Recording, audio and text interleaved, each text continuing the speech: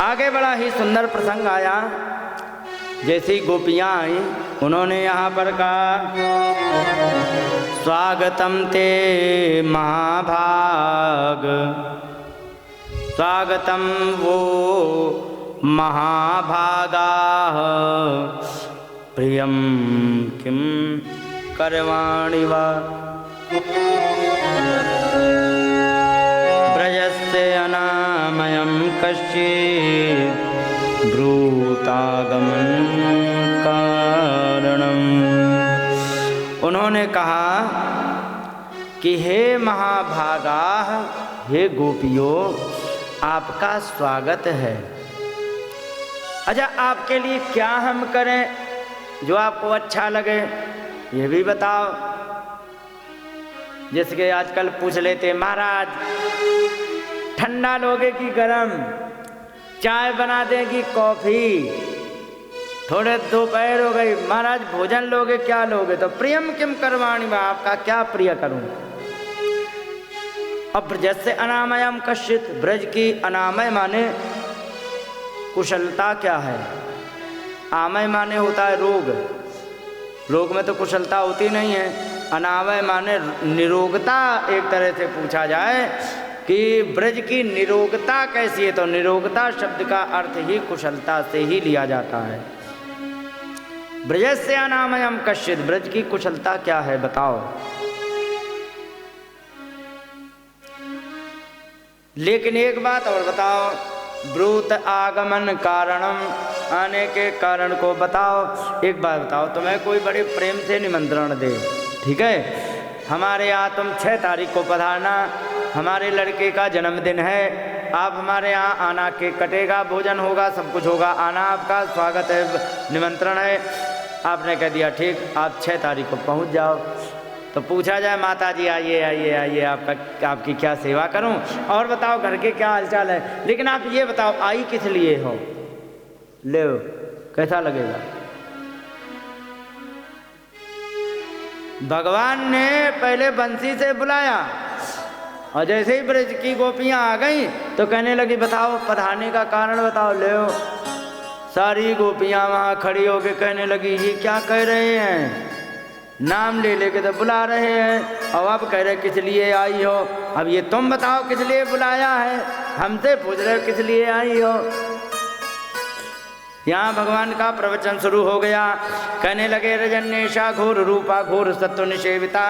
सुनो गोपियों, ये रजनी ऐसा घोर रूपा, ये जो रात है ना बड़ी भयंकर है, और घोर सत्व निषेविता, भयंकर प्राणियों के द्वारा ये सेवित है, माने भयंकर प्राणी विचरण करते। भयंकर प्राणी में क्या होता है, शेर मिले और वो भी भूखा हो, क्या करेगो। उन्होंने कहा कि अगर जो तुम्हें रास्ते में शेर मिल जाता और तुम रात में आ रही हो और तुम्हारा कोई शेर पकड़ के किसी का डिनर कर लेता, कौन जिम्मेदार होगा। घोर सत्व निषेविता प्रतियात ब्रजनेह स्थेयम स्त्री भी सुमध्यमा। हे सुंदरियो, हे गोपियो, यहाँ से तुम प्रतियात लौट जाओ, ना यह स्थेयम, यहाँ पर तुम्हें रुकना नहीं चाहिए। किसको, स्त्री भी, स्त्रियों को रात में ऐसे विचरण नहीं करना चाहिए। पता लगा कि जान बचा के भागने भी लग जाए, तो पट्टा उलझ गया तो वे वहीं फंसी रह गई, तब तक वो आक्रमण कर देगा।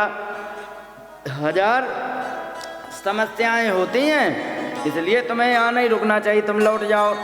फिर दूसरी बात ये है कि तुम रात में आई हो, दिन में आई होती तो सब व्यक्ति ये विचार करते कि हो सकता है ललिता के घर गई हो, विशाखा के घर गई हो, तुंगभद्रा के घर गई हो। तुम रात में जाओगी तो कहाँ जाओगी, तो तुम्हारे माता पिता, मातरा पितरा पुत्रा भ्रातरा पतयश्च वहाँ, तुम्हारे माता पिता, भाई, पति, पुत्र, ये सब तुम्हें विचिन्वन्ते अपश्यन्तो माम कृड्व बंधु साध्वसाम, और ये तुम्हें घर में ना देख करके सब तुम्हें ढूंढ रहे हैं। जाओ, ऐसे घर वालों को परेशान नहीं करना चाहिए। जाओ लौट जाओ। अबे दूसरी बात, तुम्हें वन देखना था तो आ गई हो, तुमने वन देख लिया, देख लो बढ़िया सा है वन, अब तुम जाओ। क्योंकि दृष्ट्वा वनम कुसुमितम, कुसुमित माने फूल खिले हुए हैं पूरे वन में, तो ऐसे में तुमने फूल खिले हुए भी देख लिए वन में, और राकेश कर रंजितम, चंद्रमा की का प्रकाश बहुत सुंदर पड़ रहा है, ये भी तुमने देख लिया। और यमुना नलिन, यमुना नीलीलयुक्त पल्लव शोभिताम, कहने लगे कि यहाँ पर यमुना में फूल जो खिले हुए हैं इनको भी तुमने देख लिया है, इसलिए तुम यहाँ से निकल जाओ। और यहाँ पर एक बात और बता दें, स्त्रियों के लिए सबसे अच्छी बात तुम्हें बताएं क्या, कि यहाँ पर भर्तु शुश्रूषणम स्त्रीणाम परो धर्मो यमायया, पति की सेवा करना स्त्री के लिए सबसे परम कर्तव्य होता है। समझ गए? ये सबसे बड़ा धर्म है, परो धर्मो अमायया। लेकिन कैसे सेवा करो? कहीं अमायया, माया रहित हो करके। माया रहित क्या होता है? जब स्वार्थ हो तो पति के पैर दबाओ, स्वार्थ निकल जाए तो पति का गला दबाओ, इसको माया की सेवा कहते हैं। और चाहे स्वार्थ हो या ना हो, पत्नी का प्रेम जिस दिन स्वार्थ हो, जिस दिन स्वार्थ होने पर जो प्रेम हो वही लगातार बना रहे, उसे माया रहित प्रेम कहते हैं। बिना स्वार्थ के ऐसा प्रेम हो कि पता लगे इसका कोई स्वार्थ है, तो उसे माया रहित प्रेम कहते हैं। और तो पति की सेवा करे सबसे बढ़िया धर्म होता है। ठीक है, सास ससुर को डंडा मारे नहीं,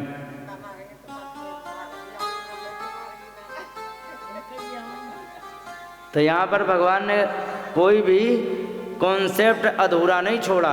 उन्होंने कहा तद बंधु नाम च कल्याण्य, हे कल्याणियों, उन बंधुओं के, उनके बंधु माने माता पिता भाई, इनकी भी तुम्हें सेवा करनी है। और प्रजानाम चानुपोषणम, बच्चों की भी सेवा करनी है। ये स्त्रियों का सबसे बड़ा धर्म होता है।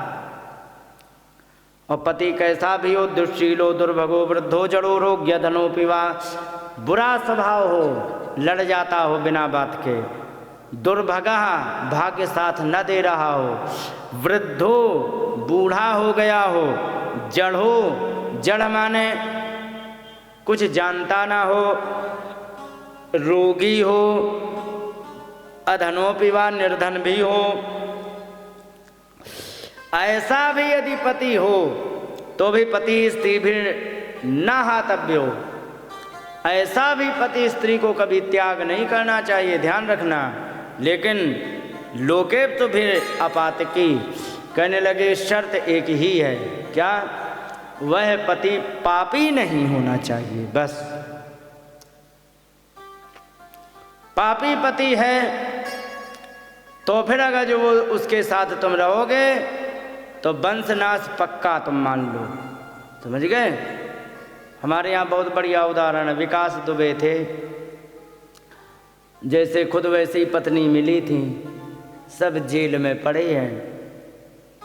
विकास दुबे तो मार ही दिए गए थे, याद है ना? कार उलट गई थी, वो क्या कहते हैं, जब 6-7 पुलिस वाले मार दिए थे तो उसमें एक कार फिर यहाँ से उज्जैन से पकड़ के ले गए थे कार में, तो कानपुर पहुँचने के पहले ही उलट गई थी।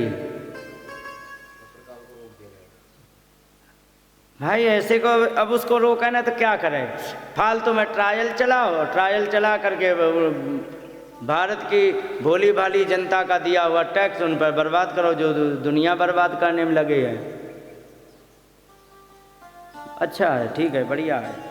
तो कहने का मतलब यदि पापी पति है ना तो तुम्हें भी ले डूबेगा, खुद तो मरेगा। तो लोकेप्सु भी, लोक की इच्छा हो तो अपात की, पापी पति ना हो तो फिर उसे कभी मत त्यागो। तुलसीदास जी कह रहे हैं, वृद्ध रोग बस जड़ धनहीना,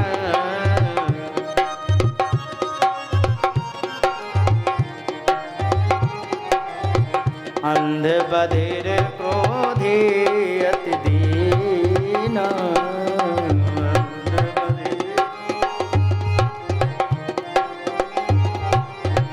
ऐसे हूँ पति कर किए अपमाना, ऐसे हूँ पति कर किए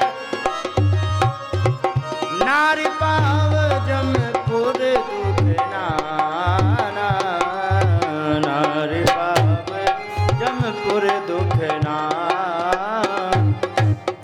यहाँ पर कहा उन्होंने, इसी श्लोक का अर्थ एक बात और बता दें, रामचरितमानस शुद्ध हिंदी का ग्रंथ है, बड़ा सरल है, क्लास 5 तक पढ़ा हुआ उसे समझ सकता है, लेकिन बड़े बड़े ग्रंथों का उसमें ज्ञान दे दिया गया है। इस श्लोक का जैसे का तैसा अर्थ संस्कृत से अपनी चौपाई में हिंदी में ट्रांसलेट करके दे दिया। वृद्ध रोग बस जड़ धनहीना, अंध बधिर क्रोधी अति दीना, सारी बातें इसी में आ गई। दुश्शील, क्रोधी, दुर्भगा और जड़ वृद्ध, पहले ही कहा वृद्ध रोग बस, जड़ धनहीना अधनोपिवा, अंध बधिर क्रोधी अति दीना, अंधा हो, बहरा हो, क्रोधी हो, बहुत दीन माने निर्धन हो या कमजोर हो गया हो, ऐसे भी पति कर कि ये अपमाना, ऐसे भी पति का यदि कि कोई अपमान करती है तो नारी पाव जमपुर दुख नाना, अनेकों प्रकार के दुख वो स्त्री यमलोक में पाती है। ये अरण्य कांड के प्रारंभ में ही अनुसुईया और माता सीता के प्रसंग में दिया, बड़ा बढ़िया कॉन्सेप्ट वहां पर बताया गया है।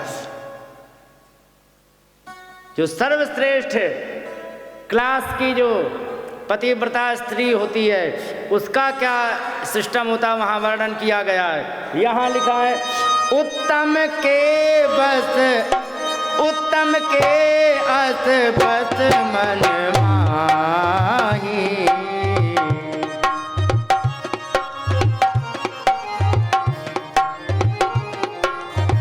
सपन हुआन पुरुष जग नाही,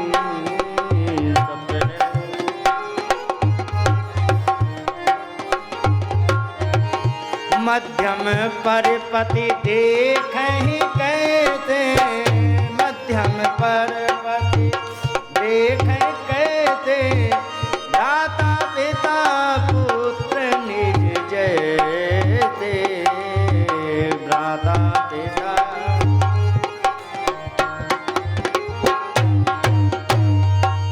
और बिन अवसर भय तेरे जोई, बिन अवसर भय तेरे जोई,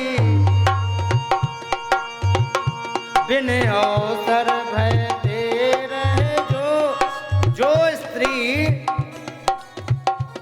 समय के अभाव के कारण अपने चरित्र को बचा के रखती है तो जान्यो नार अधम जग सोई, तो ऐसी अधम स्त्री समझना उसे। और ये बात अगले ही श्लोक में दे दी गई। तुलसीदास जी ने दोनों श्लोकों का बढ़िया कॉन्सेप्ट बना करके और बड़ा मधुर बना करके और परोस दिया। और इन दोनों श्लोकों का एक अगला अर्थ है, अस्वर्ग्यम मयस्यम च फल्गुकृच्छम भयावहम जुगुप्सितम च सर्वत्र औपपत्य कुल स्त्रियः। औपपत्य, जिस स्त्री का उपपति हो, उपपति समझते हैं, एक होता है वो वाला पति जिससे 7 भावनें पड़ी हों, और एक वो होता है जो पड़ोसी में ताक झाक करने के काम आता है। अब समझ गए? वही वाला जो पति होता है तो ऐसा उपपति रखने वाली स्त्री का क्या होता? अस्वर्ग्यम, नरक की प्राप्ति होती है। अयस्यम च, अपमानित होना पड़ता है। फल्गु, थोड़ा सुख मिलता है। नैन मटक्का करके कितना सुख मिल जाएगा भाई? थोड़ा सुख मिलेगा, लेकिन फल्गु कृच्छम भयावहम, कष्ट बड़ा भयंकर सहना पड़ता है बाद में, क्योंकि बेइज्जती हो गई तो मुंह दिखाने लायक नहीं बचते हैं। सही है कि नहीं? और एक बात और बता दें, माताओं का आदर तब तक है जब तक उनका चरित्र अच्छा है। चरित्र यदि बाजार में बिक गया ना, तो फिर जहाँ जाएंगे वहीं पर खिल्ली उड़ाई जाती है। समझ गए? तो जुगुप्सितम, बड़ा निंदनीय होता है। च सर्वत्र, चारों तरफ निंदा होती है। औपपत्य कुल स्त्रिया, जिसका उपपति हो ऐसा कि बड़ी दुर्दशा होती है, ये इसमें भी लिखा है। और वहाँ पर कह रहे बिनु अवसर भयते रह जोई, जाने हुनार अधम जग सोई। जो बिना अवसर और भय के कारण रहती है वो सबसे अधम स्त्री होती है। और जो सर्वश्रेष्ठ पतिव्रता स्त्री होती है वो कैसी होती मालूम है? उत्तम के अस बस मन माही। उत्तम स्त्री, उत्तम जो सती होती है, पतिव्रता स्त्री होती है, उसके मन में केवल एक धारणा होती है, क्या? सपने हुआन पुरुष जग नाही, हमारे पति को छोड़ करके कोई पुरुष है ही नहीं, बस। और मध्यम, मीडियम क्लास में पर पति देखें कैसे, मीडियम क्लास में दूसरे के पति को कैसे देखती हैं? ये हमारा भ्राता, पिता, पुत्र, निज जैसे। समझ गए? नहीं समझे? भाई के समान, पिता के समान, पुत्र के समान, ऐसा समझे तो मध्यम क्लास की होती है। और जो बिना जुगाड़ के, बिनु अवसर माने बिना जुगाड़ के, जुगाड़ ना मिलने के कारण या भयते, या पति लठ फटकारता है बुरी तरह, इस भय से यदि वो अपने शील को बचा के रखती है तो जाने हुनार अधम जग सोई। और एक बात, बड़ी सुंदर बात कही गई है, पति वंचक पर पतिरत करई।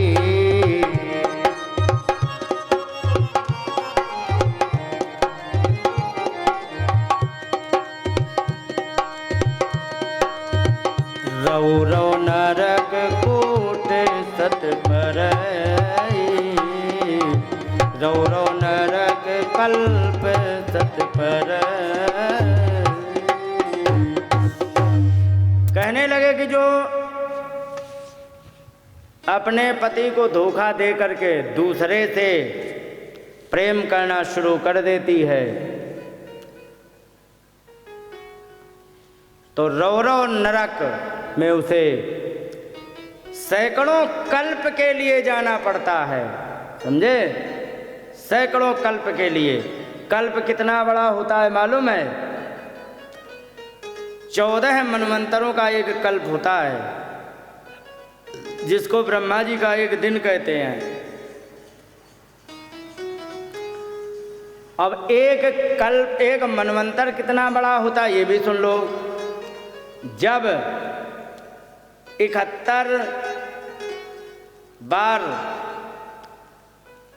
चारों युग बीत जाते हैं, सतयुग, द्वापर, त्रेता, कलयुग, एक बार फिर लौट के आया, सतयुग, कलयुग, द्वापर, त्रेता, ये सब फिर आ गए, लौट पलट के 71 बार जब लगभग आ जाते हैं तब एक मनु का समय पूरा होता है।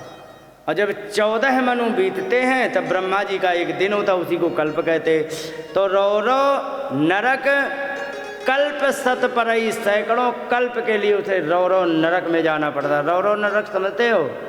रौ रौ नरक एक ऐसा रुरु नाम का जीव होता है, उसमें डाल देते हैं और वे जीव नोच नोच के खाते रहते हैं। और एक बात और बता दें, ये शरीर की एक विशेषता है। क्या? मान लो बाई चांस भयंकर ट्रक वाले ने टक्कर मार दी तो एक बार में क्या होगा? राधे राधे हो जाएगा। लेकिन नरक में जो सूक्ष्म जीव जाता है, इसको चाहे चक्की में डाल के पीस दो, पिस जाएगा लेकिन मरेगा नहीं। क्यों? यातनाएं तो पूरी भोगनी है। भोगने के बाद वो फिर शरीर छोड़ करके फिर कहते जाओ अब दोबारा अच्छे कर्म करना, तब आना, तब हम तुम लोग आए हो, जाने कितनी बार कुट पिट के। तो ये चीज़ें होती हैं। तो यहाँ पर इस कॉन्सेप्ट को रामचरितमानस में बहुत बढ़िया समझाया गया है। हालांकि पूरा नहीं सुना सकते, बहुत लंबा प्रसंग है। और फिर अंत में कह दिया सुन सीता तब नाम सुमिर नारी पतिव्रत करें तो ही प्राण प्रिय राम कहो कथा संसार हित। हे सीता महारानी, तुम्हारे लिए तो कोई आवश्यकता था नहीं, क्योंकि तुम्हें राम जी बड़े प्यारे हैं। सुन सीता तब नाम सुमिर नारी पतिव्रत करें, तुम्हारा नाम ही स्मरण करके स्त्रियां पतिव्रत धर्म का पालन करेंगी। तुम तो इतनी पवित्र हो, लेकिन तोय प्राण प्रिय राम, तुम्हें तो राम बहुत प्राणों से ज़्यादा प्रिय हैं। मैंने कही कथा संसार हित, मैंने जो आपको कथा सुनाई थी ये संसार के कल्याण के लिए सुनाई थी कि जो इधर उधर भटक जाएं, ऑफिस में, फैक्ट्री में, क्लास में, भटकते कि नहीं? रोज केस देखे जाते हैं। तो ये जो भटक जाते हैं उनके लिए है। आजकल दुर्दशा क्यों है मालूम है? सनातन धर्म का कुछ नहीं बिगड़ने वाला। ये मत कहना सनातन की दुर्दशा, न न न न न, वो तो अपनी जगह टिका हुआ है। हाँ, अब जैसे कि एक बार बता दें, हम जैसे कि यहाँ कथा करके निकल लेंगे एक दो दिन बाद, ठीक है। अब तुम्हें यदि समझ में आ जाए, यदि सुधार कर लो तो तुम्हारा भला होगा, नहीं तो हम तो निकल लिए, मेरा तुमने क्या ले लिया। यही स्थिति है सनातन धर्म की। सनातन धर्म को यदि अपनाओगे, समझोगे, उसका आचरण करोगे तो भलाई तुम्हारी होनी है। समझ गए? अपनी भलाई चाहो तो करो, नहीं तुम्हें अपनी भलाई करनी है तो वो तो अपनी गति से अपने जे में परिपूर्ण है ही। मानो तो मानो, नहीं तो हवा खाओ। ईमानदारी से बता दें, हिंदू अपने आप को सनातनी कहने लग गए हैं भी, लेकिन अगर जो ढूंढना प्रारंभ कर दिया जाए तो वास्तव में हजारों में एक आध सनातनी मिलेगा। नहीं तो जितने के जितने मिलेंगे, नाम है सुमित्रा देवी शर्मा, ठीक है, और कर्म पूरे क्रिश्चियन के हैं। क्रिश्चियनिटी भर चुकी है अच्छी तरह, समझ गए। और जो ज़्यादा मुखर हो गए हैं तो फिर वो दूसरे कैटेगरी में एक और हैं, उनकी कैटेगरी में चले जाते हैं। क्रिश्चियनिटी कैसे भर गई है? उन्हें जीन्स पैंट पहन लिया। भारत में ईमानदारी से बताना सच, जहाँ पर गर्म वातावरण हो वहाँ ढीले ढीले कपड़े पहनना ज़्यादा बेनिफिशियल होता है या टाइट मोटे हैं? ढीले। राजस्थान गर्म इलाका या ठंडा? गर्म इलाका है। आपको बता दें कितना गर्म है, आपको अभी बता दे रहा हूँ। मैं तुम्हारे राजस्थान में इसके पहले भराला पहले काला खेड़ा, हमारी मम्मी का फ़ोन आया, ठीक है, भराला में आया था, शुरुआत करने जा रहे थे भराला में। क्या हाल चाल है लाला? मैंने कहा बिल्कुल बढ़िया। मौसम कैसा? मैंने कहा खूब बढ़िया, धूप है। अरे वहाँ धूप है? अरे बहुत अच्छे लाला, बहुत अच्छे। कहीं मैंने कहा क्यों, क्या? अरे क्योंकि यहाँ 8 दिन से सूरज नहीं निकले। अरे मैंने कहा मम्मी ऐसा कुछ नहीं है, यहाँ तो 10 खींच तान के 12 बजे तक रहा है कोहरा, इसके बाद धूप तो निकल ही आई। वो भी 2 दिन। हमें अच्छी तरह गिनती हमें इसलिए है क्योंकि हम तो कार्यक्रम ही इसी को देख के कर पाते हैं। तो मात्र 2 दिन 12 बजे तक क्रॉस किया है कोहरा, समझे। और एक दिन ऐसा आया जब 3 बजे क्रॉस किया है कोहरा, वो था लगभग शुरू जनवरी में, और वहाँ पर 8 दिन वो नहीं निकला सूरज। अब तो निकलने लग गए हो गया। तो यहाँ भी मैंने 3 दिन में ऐसा अनुभव किया है कि आज के ठीक 3 दिन पहले गया था, 3 या 4 दिन पहले सवेरे 4 बजे जग के, तो मैंने देखा ठंडी हवा, हाथ जम रहे थे। दूसरे दिन आए, हवा नहीं चल रही थी, तो परिणाम ये ठंड नहीं लग रही थी। तीसरे दिन गए तो हवा भी चल रही थी, उसकी ठंड भी नहीं। आज चौथा दिन था तो हवा नहीं चल रही है। इस हिसाब से मौसम बदल रहा था। एक बात बताओ, राजस्थान में रह करके तुम जीन्स पैंट में घुस जाओ, वो घुसना ही है, पहनना नहीं होता है। पहनना तो आसानी से पहन, उसको जबरदस्ती।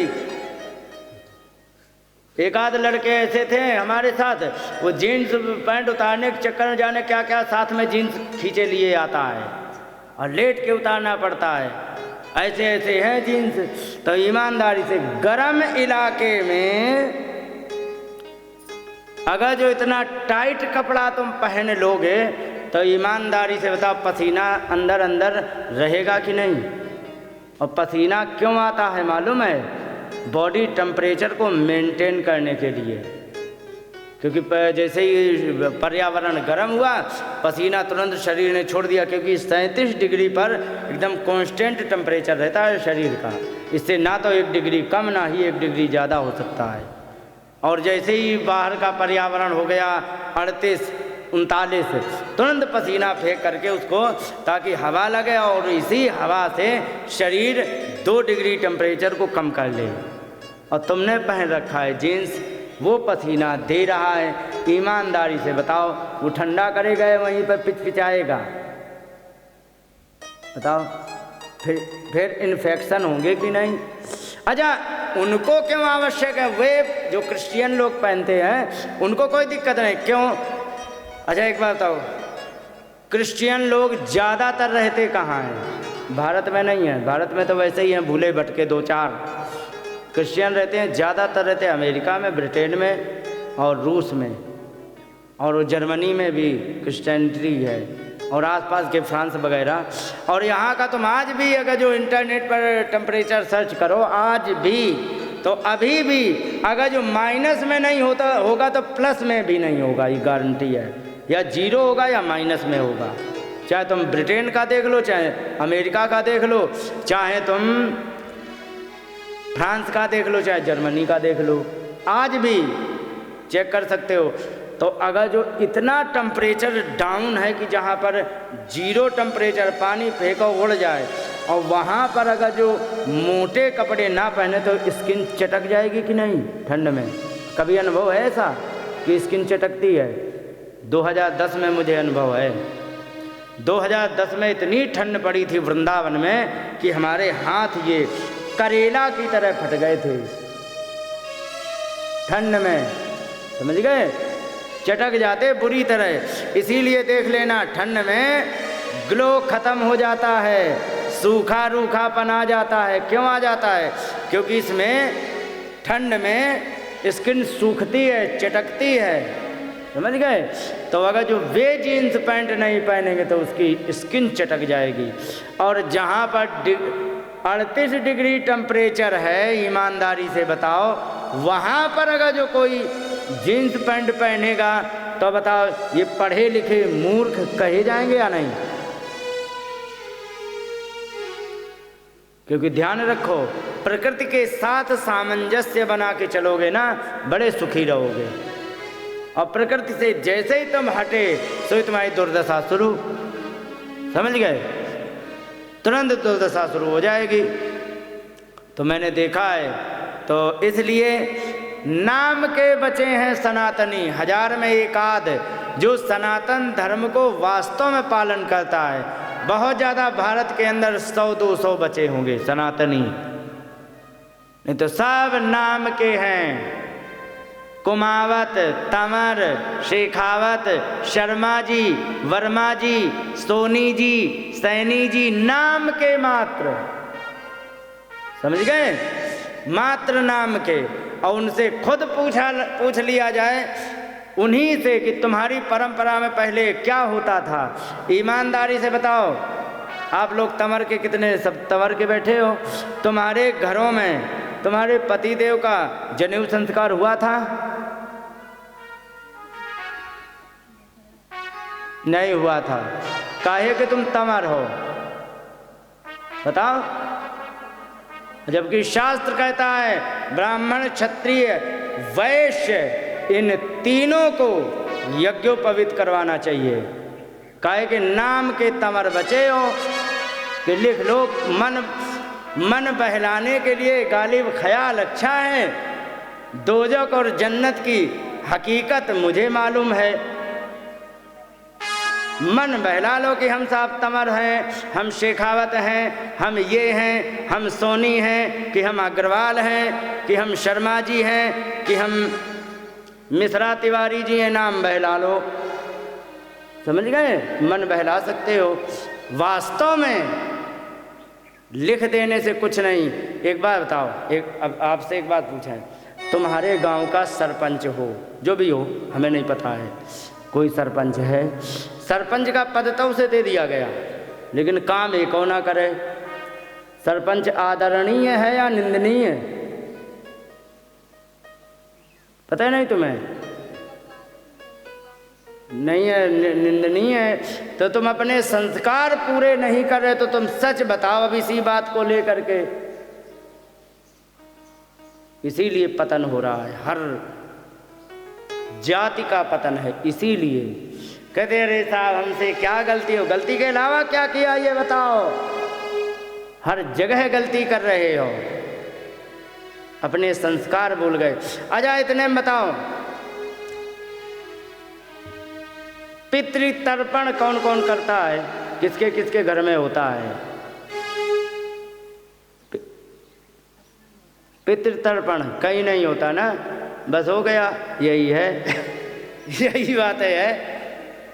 और सुनो, एक भागवत का श्लोक सुना देते हैं। भागवत में एक जगह आया है, स्वाहा स्वधा वशति स्म गिरो न यत्र शास्ता भविष्यति कलेर भगवान युगान्ते। कहने लगे कि जिस समय इस कलयुग में स्वाहा, स्वधा और वशट ये शब्द सुनाई देने बंद कर जाएं तो जान लीजिए कलयुग भयंकर आ गया है।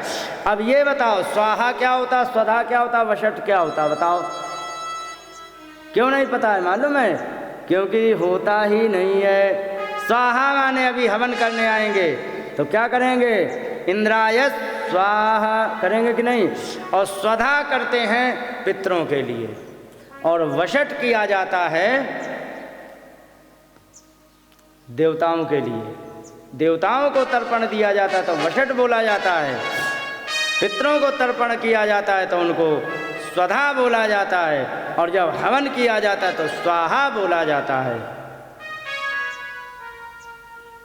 लिखा है कि पूरा श्लोक ही पढ़ दे तो ज़्यादा अच्छा रहेगा कि हरिहालयेषु सताम न हरे कथा शिव। जिस समय संतों के घर में भगवान की कथा होनी बंद हो जाए, ईमानदारी से होती है किसी के यहाँ कथा, और होती भी है जैसे तैसे, तो कहते कह रहे कि इनका धंधा है, छोड़ो हटाओ, कहते कि नहीं?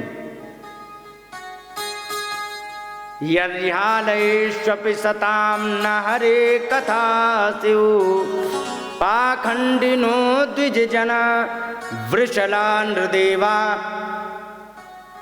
जिस समय द्विज माने तीनों जाति होती है, द्विज, द्विज का मतलब जिसका द्विजाति संस्कार किया जाए, समझ गए? द्विजाति संस्कार तीन लोगों का किया, द्विजाति माने यज्ञोपवीत, समझ गए? जनेऊ संस्कार तीन जातियों का किया जाता, किसका? ब्राह्मण क्षत्रिय वैश्य।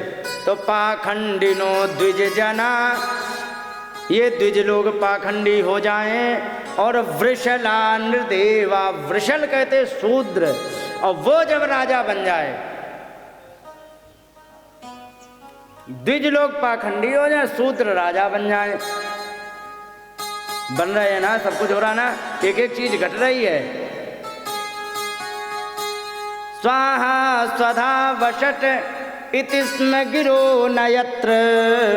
जहाँ पर स्वाहा ना हो, स्वधा पितृतर्पण ना हो, वशट देव तर्पण ना हो, इति स्म गिरो न यत्र, जहाँ पर ये वाणी सुनाई ना पड़े, तब जान लीजिए शास्ता भविष्यति कलेर भगवान युगान्ते। उसी समय जान लीजिए कलयुग का अंतिम आ गया है, और अब भगवान अवतार लेने वाले हैं, ये कह रहे हैं श्लोक में। ये द्वितीय स्कंद का श्लोक है, बड़ा सुंदर श्लोक है।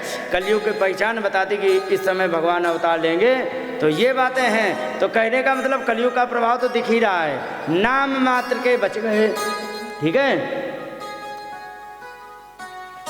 तो नाम मात्र के यदि बचोगे तो भाई उसमें कीर्ति भी चली जाएगी, चेहरे की चमक भी चली जाएगी, मान सम्मान चला जाएगा, और ऊंचे से नीचे स्तर के काम भी करने पड़ेंगे। और सब ये हो रहे कि नहीं? जिसको वेद अध्ययन करा करके पढ़ाना चाहिए, वेद पाठी होना चाहिए, जिनको आचार्य होना चाहिए, वे बेलदारी करने लग गए, करे कि नहीं? और जिसकी भागवत में एक और 10वें स्कंद में ही यहीं पर आया है, आपको बताया ही था कि वर्तेत ब्राह्मणा विप्रो, ब्राह्मण को ब्राह्मणत्व से काम चलाना चाहिए। राजन्यो रक्षया भुवि, राजन्य माने क्षत्रिय को रक्षा, पृथ्वी की रक्षा करके अपनी जीविका चलानी चाहिए।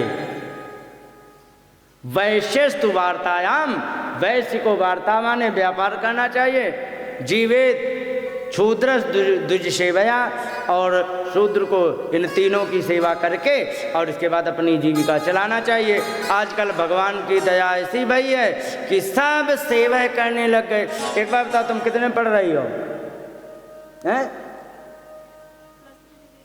अच्छा ठीक है, हाँ थोड़ा तेज बोला है, हमें बहरा मान के। तो मान लीजिए तुम और पढ़ गई, बढ़िया तुम्हारी हाई मार्किंग रही, फिर क्या करोगी? हैं? जॉब क्या करे, जो भी होगा। पढ़ लिख करके फिर क्या ढूंढने का प्रयास करते हैं, ये बात है। देखो माता, तुमसे मैं बहुत नाराज हूँ। वे देखो बंदरिया जैसी बैठी पीछे, इनसे बहुत नाराज हूँ मैं। हाँ अब हैं तो अब हम बाद में बताएंगे तुमसे क्यों नाराज हैं, कथा के बाद। तो कहने का मतलब पढ़ लिख के क्या विद्यार्थी ढूंढता है? नौकरी। नौकरी का मतलब नौकर, क्या बात है, एक्सीलेंट, क्या सुंदर जवाब दिया। नौकरी का मतलब नौकर बनना, वही नौकरी है। वैसे नौकरी का अर्थ होता है नौकर बन करके जो प्राप्त हो वो नौकरी होती है, समझे? तो नौकरी का मतलब नौकर बन करके जीविका चलाना। तो जब नीचे से लेके ऊपर तक एक ही सबको भूत चढ़ गया कि हमें नौकर बनना है, तो स्वामी कौन बनेगा? कि एक बात का जवाब दो। जब पूरे देश को नौकर बनने की एक लत लग गई है, तो सब नौकर बन रहे हैं नौकरी के चक्कर में, तो स्वामी कौन बनेगा भाई? कौन बनेगा बताओ? अब मैं बता दूं, जो तुमसे कम पढ़ा है, जो तुमसे कम पढ़ा है वो तुम्हारा स्वामी बनेगा, क्योंकि तुम बहुत पढ़ गई हो। आओ कंप्यूटर में लगाओ टैली, हम जो कह रहे हैं उसको गुणा भाग करके और तुम करके दिखाओ, या एक्सेल में स्लाइड बना के तुम अपना काम करो। हमें इतने ये काम कराना है, इसकी स्लाइड बना के तैयार करो। तुम स्लाइड बनाओगे और वो जो कुछ नहीं कर पाता, अंगूठा टेक भट्टाचार्य है, वो तुम्हें पैसे देगा, काम तुम करोगे। और इधर उधर देखो, क्या करें, अपना काम करो, हमें समय पर काम देना है, तो तुम सिमट जाओगे। क्यों? नौकर हो साहब, मालिक नहीं हो, समझ गए? तो नौकर कौन बनेगा? जो पढ़ा लिखा है। और स्वामी कौन बनेगा? जो कुछ कम है। और आजकल अनएम्प्लॉयमेंट का सबसे बड़ा कारण मालूम है क्या है? ये शिक्षा व्यवस्था में एक सबसे बड़ी लूप होल, क्या चीज बता दें? सबसे बड़ी कमजोर है लूप होल का मतलब नहीं, जिसको कमजोरी कहते हैं, जिसके ढोल के भीतर पोल कहते हैं ना, या कमजोरी या उसकी सबसे बड़ी कमी कहाँ से है मालूम है?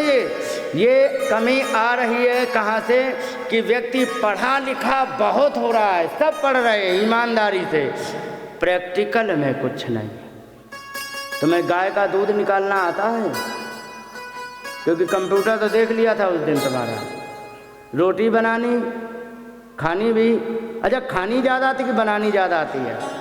दोनों आती? नहीं नहीं, गलत करे, बनानी कम आती है।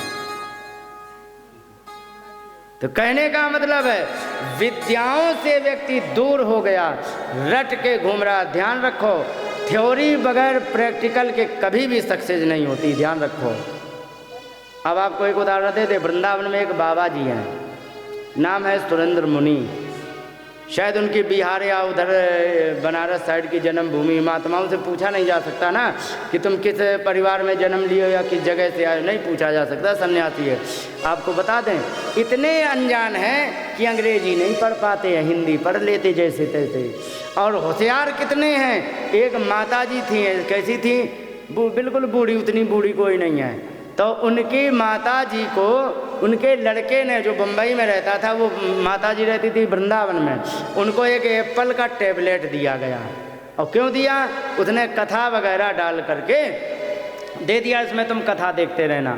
अब एप्पल का वो टैबलेट सबके बस का तो है नहीं, मैंने नहीं चलाया तो मैं खुद नहीं हाँ कर सकता हूँ, क्योंकि विंडो चलाई तो विंडो जानता हूँ, एप्पल का नहीं चला पाता हूँ, चलाया ही नहीं है, चलाएंगे तब देखेंगे। तो कहने का तात्पर्य ये है कि उस महात्मा ने, जो कुछ पढ़ नहीं पाता था, कहे कि देखो भाई हमें आता मुझे भी नहीं है, पर सिखा जरूर दूंगा, शर्त है कि क्या 3 दिन के लिए हमें दो पहले। क्योंकि विश्वास इतना है, ये दे दिया। 3 दिन बाद उसी महात्मा ने सीख करके कैसे शट डाउन करना है, कैसे ऑन करना है और सारा चीज़ कैसे खोलना है, 3 दिन में अपने आप विदाउट एनी गुरु सीख लिया। और सीखने के बाद उस बुढ़िया को सिखा दिया एप्पल का। ये साधारण एंड्रॉयड और विंडो बड़ी आसान होते हुए और कठिन होता है, समझ गए? सिखा दिया। और कितने होशियार हैं। और ज़रा सोचो, उनकी पढ़ाई काम आई या प्रैक्टिकल? पढ़ाई तो वे इंग्लिश पढ़ ही नहीं पाते, हिंदी जैसे तैसे पढ़ते, प्रैक्टिकल काम आया। और प्रैक्टिकल क्या कर लेते वे, जाने कितनी आरओ मशीन बना के दे चुके हैं। उनसे क्यों बनवाते हैं? कम में पड़ जाती, जितनी सौदा होती है वो सौदा ला के असेंबल कर देते हैं। और 100-200 और थोड़े दे दिए, क्योंकि महात्मा है, बाबा जी हैं, कोई बालक बच्चे तो है नहीं, तो बना। अच्छा, वो सेवा भी करते हैं सबकी, तो सबको बना के जो आरओ पड़ता है लगभग 8,000 का, वो 5,000 में लगभग तैयार करके दे देते, बढ़िया था। अपना सारा सामान ला के, जाने कितने वे गीजर रिपेयरिंग कर लें, वायरिंग फिटिंग कर लें। बहुत सा काम वायरिंग फिटिंग का मैंने उन्हीं से सीखा था, समझ गए? इतने होशियार है। तो अब पूछा जाए कि उनकी पढ़ाई काम आई या प्रैक्टिकल, तो उत्तर है प्रैक्टिकल काम आता है। पढ़ाई कितनी भी कर लो, प्रैक्टिकल नहीं है तो तुम जिंदगी भर अधूरे रहोगे। और जब प्रैक्टिकल पूरा हो जाएगा तो गारंटी से तुम्हें कोई ना कोई निश्चित नौकरी दे देगा। ज़्यादा नहीं, एक्सेल का काम करने वालों की हज़ारों की संख्या में नौकरी अभी भी हैं। लोग नौकर ढूंढ रहे, नहीं मिल रहे। क्यों नहीं मिल रहा? क्योंकि प्रैक्टिकल ही नहीं है। क्या करें, तुम्हारी शकल देख के पेमेंट थोड़े दिया जाएगा। ये चीज़ बोलिए गोविंद भगवान की जय, रास बिहारी सरकार की जय। तो ये चीज़ें आती हैं